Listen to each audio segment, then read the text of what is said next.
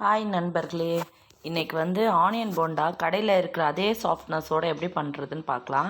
நம்ம இதில் வந்து அரிசி மாவு சேர்க்கலைன்னா வந்து அதே சாஃப்ட்னஸ் வந்துடும். அதுக்கு பதிலாக சோடா உப்பு கொஞ்சம் தூக்கலாக போடணும். அது எப்படின்னு நான் உங்களுக்கு சொல்கிறேன், சரிங்களா? இன்றைக்கி நான் வந்து 2 இன்க்ரீடியண்ட் வந்து இதுலேருந்து எடுத்துட்டேன். ஒன்று வந்து பார்த்திங்கன்னா சேம் அதே டேஸ்ட்டில் பண்ணியிருக்கேன் நான். இன்றைக்கி வந்து பார்த்திங்கன்னா இஞ்சி நான் பொடி பொடியாக கட் பண்ணி போட்டிருந்தேன் ஃபஸ்ட்டு போட்ட ஆனியன் போண்டா வீடியோவில். இதில் வந்து பார்த்திங்கன்னா நான் வந்து அது போடலை. அது போடாமல் எப்படி பண்ணுறது அப்படின்னு நான் சொல்கிறேன். சேம் அதே டேஸ்ட்டில் நம்ம சூப்பராக பண்ணிடலாம், ஓகேங்களா? ஃபஸ்ட்டு வந்து நான் இன்றைக்கி என்ன பண்ணியிருக்கேன், ஆனியனை சாப் பண்ணி வச்சுருக்கேன். இதே மாதிரி நீளமாக நம்ம தயிர் பச்சடிக்கு வெட்டுற மாதிரி. அதுக்கப்புறம் வந்து பச்சை மிளகா பொடி பொடியாக கட் பண்ணி வச்சுருக்கேன், கருவேப்பிலை பொடி பொடியாக கட் பண்ணி வச்சுருக்கேன், அப்புறம் கொத்தமல்லி கட் பண்ணி வச்சுருக்கேன். இது எல்லாத்தையும் உப்பு போட்டு நல்லா பிசைஞ்சு விட்டுக்கலாம். அந்த வெங்காயம் வந்து உதிரி உதிரி ஆகிற மாதிரி. அது நல்லா உதிரி உதிரி ஆனதுக்கப்புறம் அதில் வந்து 1 ஸ்பூன் சோம்பு, அதுக்கப்புறம் 1 ஸ்பூன் மிளகாத்தூள், காஞ்ச மிளகாத்தூள், ரெட் சில்லி பவுடர் போட்டு அதையும் நல்லா மிக்ஸ் பண்ணிக்கலாம். மிக்ஸ் பண்ணிவிட்டு நான் 3 கைப்பிடி நிறையா நான் வந்து கடலை மாவு சேர்த்துக்கிறேன். அதை நல்லா வந்து அதில் நல்லா கோட் பண்ணிக்கோங்க. நல்லா பிசைஞ்சு விட்டுக்கோங்க. நல்லா பிசைஞ்சு விட்டுட்டு சும்மா 1 ஸ்பூன் மட்டும் அரிசி மாவு, கொஞ்சம் கிறிஸ்பினஸ் இருக்கிறதுக்காக 1 ஸ்பூன் மட்டும் நான் அரிசி மாவு ஆட் பண்ணிக்கிறேன். எல்லாத்தையும் பண்ணிவிட்டு நல்லா பிசைஞ்சு விட்டுக்கலாம். பிசைஞ்சு விட்டுட்டு நல்லா கொஞ்சம் தாராளமாகவே தண்ணி விட்டுக்கலாம் இதுக்கு. அதுக்கு முன்னாடி கொஞ்சம் சூடான எண்ணெயை விட்டு அதுவும் பிசைஞ்சு எடுத்துக்கணும், ஓகேங்களா? இன்றைக்கி ஒரு குழிக்கரண்டி எண்ணெய் விட்டுருக்கேன். 3 கைப்பிடி நிறைய நான் மாவு போட்டதுக்கு. அதாவது பக்குவம் எப்படின்னா 2 பெரிய வெங்காயம், மீடியம் சைஸ் வெங்காயத்துக்கு இவ்வளவும் நான் சொல்லிகிட்ருக்கேன். இது வந்து பார்த்திங்கன்னா 10 to 12 பால்ஸ் வரும், ஓகேங்களா? நம்ம இப்போ நல்லா பிசைஞ்சாச்சு பாருங்கள். நான் தண்ணியே விடலை, அதுக்கே வந்து நான் வந்து பண்ணியிருக்கேன்.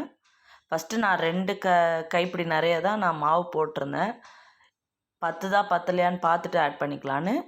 அரிசி மாவு வந்து எக்ஸ்ட்ரா ஆட் பண்ணாதீங்க. அந்த 1 ஸ்பூன்றது 1 ஸ்பூனு தான். நீங்கள் எவ்வளோ மாவு ஆட் பண்ணாலும். நான் வந்து இன்னும் ஒரு கைப்பிடி நிறைய மாவு போட்டால் நல்லாயிருக்கும் அப்படின்னு தோணுச்சு, அதனால் போட்டிருக்கேன், ஓகேங்களா? இப்போ நல்லா தண்ணி விட்டு நல்லா வந்து நம்ம வந்து இது என்ன சொல்கிறது, நல்லா வந்து லிக்விட் பேஸ்ட்டில் வந்து நல்லா வந்து கொண்டு வந்துட்டு நல்லா ரவுண்ட் பண்ணிக்கலாம். ரவுண்ட் எப்போவுமே பார்த்திங்கன்னா அழுத்தம் கொடுத்து பால் பிடிக்காதீங்க. அப்படியே நீங்கள் வந்து ஸ்க்ரோல் பண்ணிங்கனாலே அழகாக பால் மாதிரி வந்துடும், அதுவே போதும். இப்போ எண்ணெய் சூடாயிடுச்சு ஒன் சைடு, அதில் மெல்லமாக ஒன்று ஒன்றா போட்டுக்கலாம்.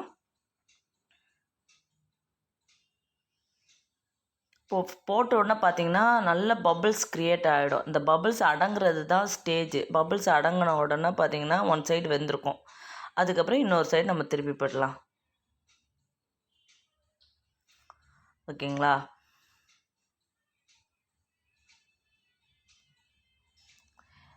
இப்போது வந்து பபிள்ஸ் கொஞ்சம் கொஞ்சமாக அடங்க ஆரம்பிச்சிருச்சு. ஸோ நம்மளுக்கு வந்து உள்ளே வேக ஆரம்பிச்சிருச்சுன்னு அர்த்தம்.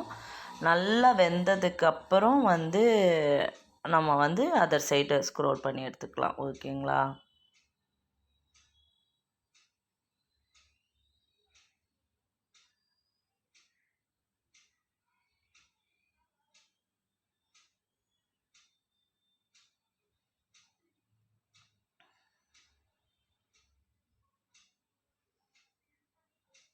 இப்போ பாருங்கள், ஒன் சைடு ஃபுல்லாக வெந்துருச்சு அண்ட் அதர் சைடும் ஓரளவுக்கு வெந்துருச்சு. இப்போ பபிள்ஸ் கொஞ்சம் கொஞ்சமாக அடங்க ஆரம்பிச்சிருச்சு.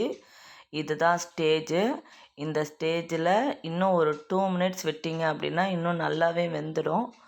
ஆனால் நான் எல்லாமே மீடியம் ஃப்ளேம்லேயே வச்சு தான் நான் பண்ணிகிட்ருக்கேன்.